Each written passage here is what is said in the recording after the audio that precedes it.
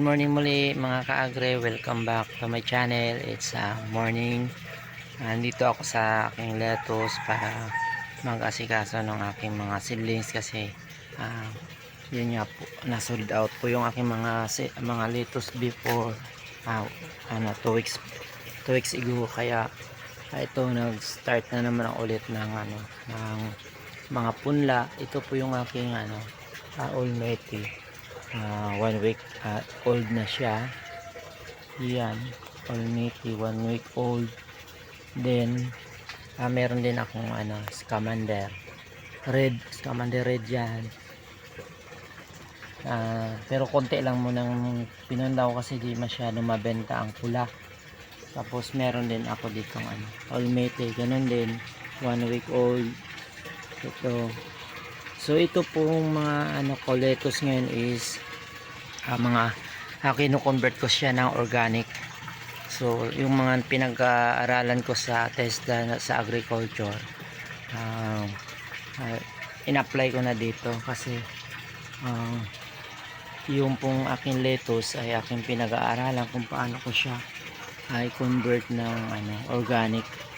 So hopefully ang aking lettuce ay napakalusog dahil ginamit ko po yung mga iba't ibang organic fertilizer na aking natutunan sa TESDA. Kaya naway ito po ang kauna-unahang lettuce na ginamit po ay organic. So sana magtuloy-tuloy ito at maganda ang resulta. At ang purpose ko dito sa organic ay makatipid tayo, hindi tayo bili ng mga nutrient kasi napakamahal po ngayon ang mga abono. Kaya ito inaaral ko. Then ito rin bilang pagtitipid, ang aking coco-peat ay ginagawa ko rin siyang reusable din ang coco-peat. After harvest, ito po yung ginawa ko, ibibilad siya, sterilization tawag nito. Ini-sterilize natin siya pamagitan ng pagbibilad. Binibilad natin para mamatay matutuyo yung mga ugat-ugat ng pinag-anihan katulad nito. Ito po yung puno ng lettuce, natuyo na siya. So i-remove natin para mas mabilis mabulok yung yung coco-peat. Tatanggalin natin yung mga puno. Ito yung mga puno. So ito po ay ready na po to para sa susunod na paggamit.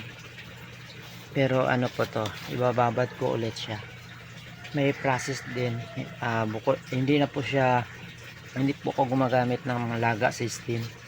Ang ginagamit ko po ay pagbabad sa calcium nitrate sa loob ng 48 hours bago ko siya tataniman. Yun po din ang proseso dito sa aking mga punla. Yan po ay siya nakababad sa 48 hours sa calcium nitrate. So maganda ang naging resulta, kaya tinuloy-tuloy ko ito. Ayan. Yung proseso naman din po sa aking pagtatanim ng lettuce ay direct sowing din po. Hindi na po ako magtatanim sa mga tray. Nagda-direct sowing po ako. Simple lang po, ilalagay lang natin yung ito po. Ito po yung baso. Sa direct sowing po, ilalagay lang natin siya. Sample lang po ito kasi ito hindi pa po ito nababad sa calcium nitrate. Ganyan po. Simple lang po ang direct sowing. Lagyan lang natin siya ng coco-peat 3/4 po, yung ganyan kadami. Saka mo siya butasan sa gitna. Sa daliri lang po gamit para malaki-laki yung buta sa gitna. Doon ko ilagay yung pelletized seeds. Tapos hindi na siya tatakpan. Hayaan mo na siya doon na tumubo katulad niyan. Tumubo siya dyan hanggang lumaki ng katulad nito. Ito po, katulad nito. Ito po, katulad nito. Saka mo siya tabunan yung puno para magsara Yan, para mawala yung pinakapuno niya. Hindi po siya makikita, hindi po legi. Yan po. Then, yun lang po, napakasimple ang proseso ng ating direct sowing. Hindi katulad nung gagamit tayo ng tissue. After 3 days ililipat natin sa seedlings tray. Ito, wait. Lilipat natin siya sa seedlings tray. Ito yung ginagamit ko sa mga demo ko sa sa iba kong mga tinuturoan. Yan po ilalagay natin.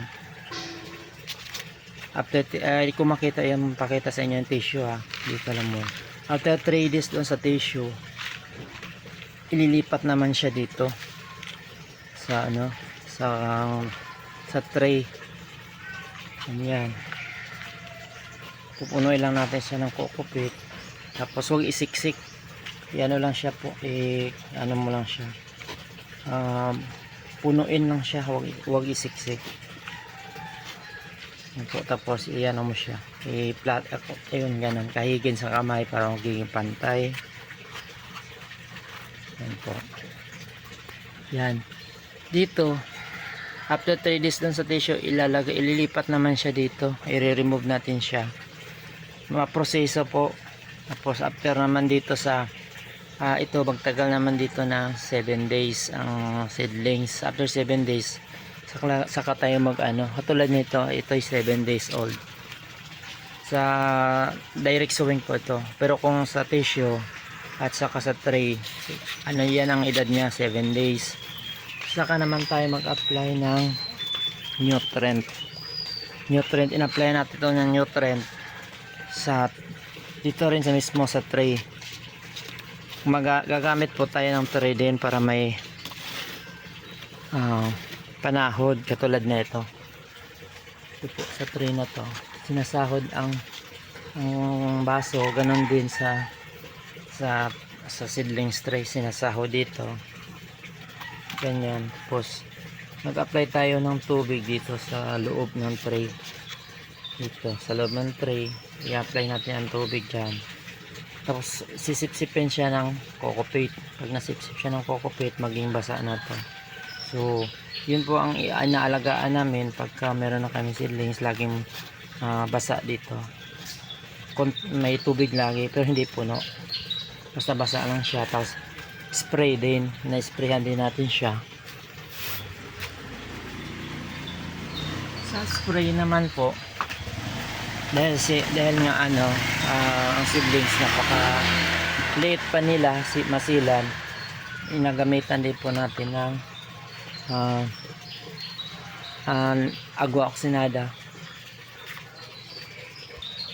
Ito nga po pala ang aking mga cake, pinaglalagyan ko ng aking mga fertilizer, mga agua oxinada po. Ito po yung ginagamit natin para sa tubig na i-spray natin sa seedlings kasi napakasilan pa po nila. Kailangan din nila ng pamatay punggos. So atakihin po kasi sila ng punggos pag wala tong agua oxinada. Ito po yung magpapatay ng punggos para di po mas mabulok, mamatay ang mga punla natin. I-spray natin dito.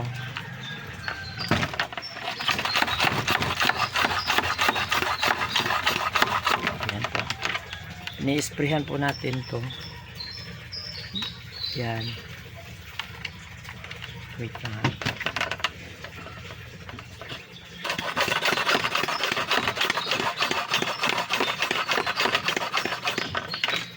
Spray naman po, dahil nga kinonvert ko siya ng organic ngayon, meron tayong mga ina-apply na mga organic fertilizer. Ito po yung mga ginagamit ko ngayon na mga organic fertilizer, pero di ko muna i-mention sa inyo kung ano-ano ito dahil ito po ay under pag-aaral po. Pero ito po ay sure naman ako na magaling. At ito po yung ginagamit talaga sa mga nagagawa ng mga potting mix. Personal po di po yung mga binibenta, kasi yung mga binibenta po di po natin alam kung paano ginagawa. Si karamihan dyan ay mga nagtitipid. So yan po ang aking ginamit ngayon sa kasalukuyan. Yan po yung laman dito. na ipinag-spray ko naman sa mga bunot para magkaroon siya ng taba. Yan po. I-spray po natin yan dyan para mataba ang lupa. Yan po muna ngayon ang aking ma-share kasi wala po ako ngayon pinapatubong lettuce. Punla lang ako kasi nabenta po yung aking mga seedlings. Nabili po, nakita po sa Facebook kaya binenta ko kasi kailangan daw nila. So ito po yung ngayon ang pinagkatuunan ko rin ng pansin yung pagtatanim ng mga herbs. Kasi dito sa herbs na to, ang laki po ng benepisyo sa ating mga kalusugan po natin. So mamaya continue ko yung aking video doon sa paano ko siya ginawang pagiging benepisyo sa katawan. Yan po ang ginagawa ko tuwing umaga. So wait lang.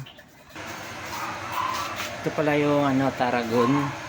Gagawin ko siyang cha para sa good health.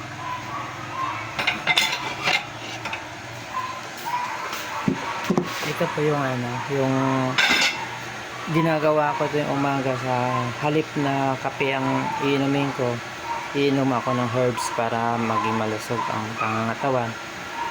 Pero kailangan maging malinis din tayo. Kailangan lagi pong nahuhugasan yung ating mga dahon-dahon kasi hindi po natin alam dun sa mga tanima kung malinis o may mga dumadaan na mga kung ano. So hugasan natin before natin ilog-log sa mainit. Ayan na, malinis na siya. Ilagay na natin sa ating pot para lagyan na siya ng mainit na tubig. Ayan po.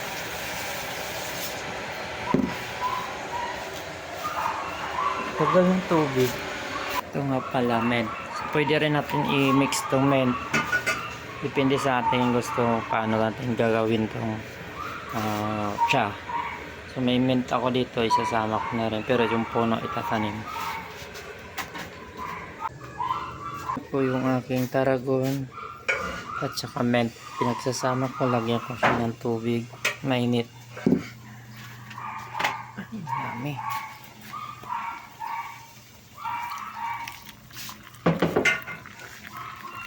Po.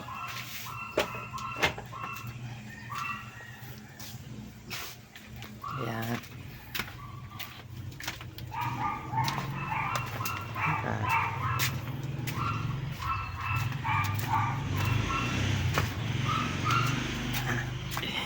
Ayan na.